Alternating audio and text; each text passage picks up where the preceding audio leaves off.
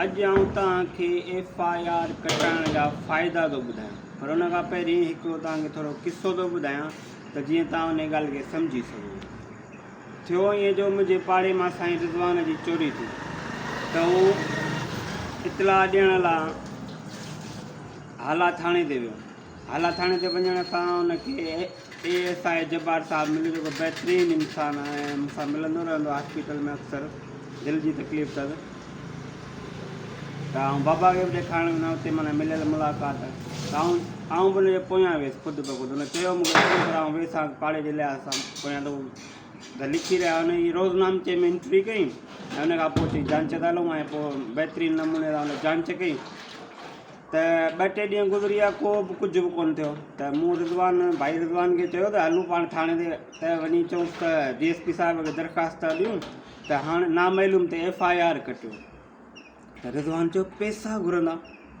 मूं चयो त ₹1,00,000 जी चोरी थी वई आहे तुंहिंजी, जेकॾहिं ₹10,000 पाण ॿिया ख़र्च करे छॾिया या ₹20,000 ॿिया ख़र्च करे छॾिया त छा थी पियो? ईअं तुंहिंजी ॿी लखे बि चोरी थी वेंदी, मुंहिंजी बि थी वेंदी।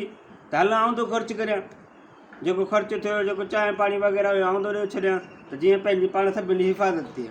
चई न वाह दुश्मनी थी वेंदी, इहो जेको मुंहिंजो पहिरियुनि वीडियोनि में चयल आहे। त अर्ज़ु आउं इहो थो करणु चाहियां, जेका FIR जॾहिं दाख़िल थींदी आहे न, त उहा ख़ाली नामालूम चोरनि ते दाख़िल कोन्ह थींदी, उहा हाला पुलिस ते बि थाणे हद जे थाणे ते बि दाख़िल थी वेंदी आहे, सम्झो त। ऐं तव्हां ते बि थींदी। हाणे टई ताईं गेलजंदव। त उन मां फ़ाइदो इहो थींदो त हाला जेका पुलिस आहे उहा कोर्ट में बि वेंदी, तईं बि कोर्ट में वेंदा, उन्हनि ते प्रेशर थींदो ऐं चोरनि जी ॻोल्हा जारी हूंदी। पर तईं FIR ई न कटराईंदव त को बि फ़ाइदो कोन्ह थींदो। त अलाए केतिरी चोरी थी आहिनि हाला मां, FIR त कटी ई कोन्हे, सिर्फ़ु रोज़नामचे में एंट्रियूं लॻी पियूं आहिनि।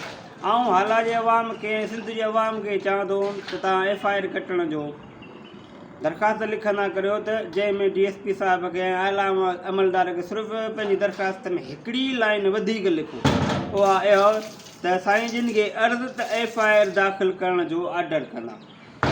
सिर्फ़ु हिकिड़ी लाइन इहा लिखंदा करियो दरख़्वास्त में, त तमामु घणो फ़ाइदो थींदो। महिरबानी।